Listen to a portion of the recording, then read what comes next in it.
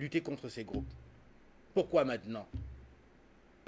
Cher journaliste, vous savez, la ratification criminelle décidée par le Margolin, qui est Nana Akufo, le néolibéral, je le dis tout le temps, ami de Macron et des impérialistes, est une déclaration de guerre, pas seulement contre le peuple malien, mais contre le peuple africain. Un châtiment qui aura des lourdes conséquences pour la CEDEAO, parce que ces portiers, ces négriers qui veulent faire une guerre par procuration pour servir la France, doivent comprendre que le peuple africain ne restera pas les bras croisés. Donc, au nom de la confrérie des frères panafricains et de la Ligue de défense nord-africaine, nous condamnons fermement, sévèrement, et nous appelons le peuple africain, surtout le peuple malien, à lancer une mobilisation populaire contre l'ambassade de France à Bamako.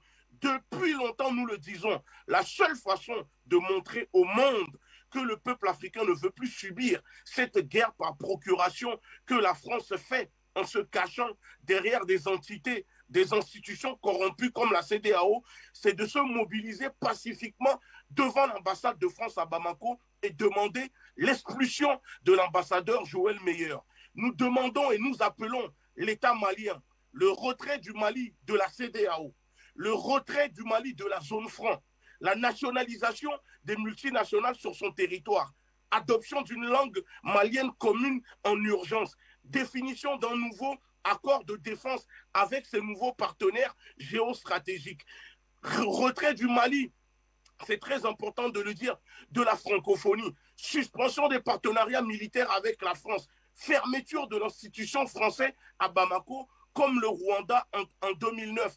Et nous appelons surtout, pour terminer ce passage, l'État malien doit ouvrir une cagnotte, une plateforme panafricaine pour demander au peuple africain et sa diaspora des dons. Ça veut dire que chaque peuple qui souhaite soutenir la transition contre cette décision criminelle, nous demandons au gouvernement de mettre en place une plateforme pour les patriotes africains désireux de soutenir financièrement la transition et faire face au blocus criminel des usuriers négriers qui sont ces présidents de la CEDEAO face à l'impérialisme et ses institutions comme le Bretton Woods.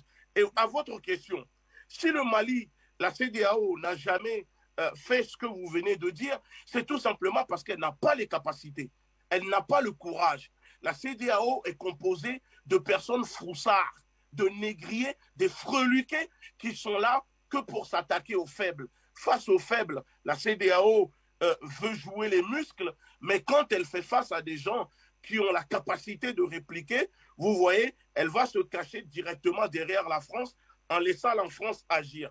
Ce que la CEDEAO essaye de faire, c'est d'intimider le peuple malien et le gouvernement de transition.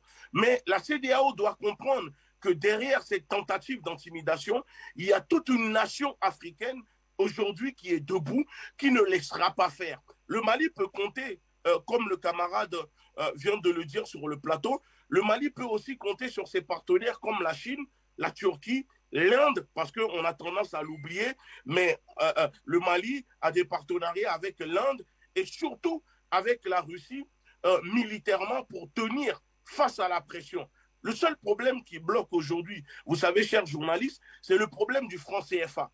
Cette monnaie nazie que la France utilise stratégiquement pour tenir par les burnes les pays africains comme le Mali et les pays de la CEDEAO pour les maintenir dans la soumission économique et diplomatique. À chaque fois qu'un pays a voulu sortir de cette monnaie, il y a eu du terrorisme sur son territoire. Donc là, la chose qui bloque, la chose qui peut bloquer, mais le Mali a la capacité de le faire, il faut seulement 3 jours pour que le Mali puisse battre une monnaie nationale. Donc si le Mali arrive à déclencher tout de suite la sortie de la CEDEAO et de la monnaie qui est le franc CFA, le Mali peut alors totalement se libérer et retrouver sa souveraineté. Mais si le Mali reste dans la zone franc, si le Mali reste en utilisant cette monnaie, vous imaginez bien que les choses seront compliquées pour le peuple malien. Mais au-delà de ça, l'appel que moi je lance, c'est de dire au peuple malien, chaque femme, chaque homme, chaque enfant, vous êtes dans une guerre où ils vont utiliser tous les moyens pour vous pousser à bout. Le peuple malien doit être patriote derrière le gouvernement et se dire, s'il faut même mourir de faim au Mali, vaut mieux mourir de faim et garder votre dignité, votre souveraineté, que baisser la culotte, que sacrifier ce gouvernement qui veut sortir le Mali de l'impasse. Parce qu'après le gouvernement de Goïta, le Mali, si vous laissez tomber le gouvernement de Goïta, le Mali ne retrouvera plus sa grandeur. Le Mali ne pourra plus sortir de l'impasse, de cette déstabilisation que l'impérialisme impose au peuple malien. Donc, il est très important, s'il vous plaît, de dire, nous devons le dire au peuple malien, que cette lutte, c'est une guerre psychologique. Ce n'est pas seulement physique, mais il faut tenir psychologiquement. Parce que là, ce qu'ils sont en train de faire, c'est une guerre d'usure.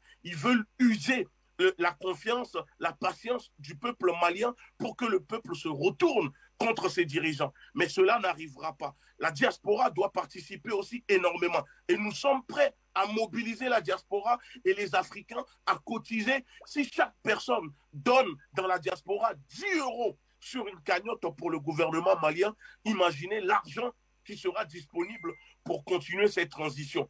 Voilà les points essentiels que nous, de notre côté, nous avons souhaité aborder ce matin à travers votre émission. Nguchi Béhanzin, je retrouve Roland Bayala et on regarde et on voit que effectivement il y a des capacités assez solides pour cette transition malienne de riposter face à ces sanctions de la CEDEAO. On voit là très clairement qu'il y aura une sympathie, il y aura cela va renforcer davantage la relation avec Moscou. Moscou qui comprend très clairement ici que les enjeux, c'est effectivement le contrôle de cette bande sahélo-saharienne, le repositionnement de la France dans cette bande sahélo-saharienne. Il y a le soutien de l'Algérie à côté qui peut permettre au Mali de garder une ouverture sur la mer et de pouvoir également avoir une ouverture internationale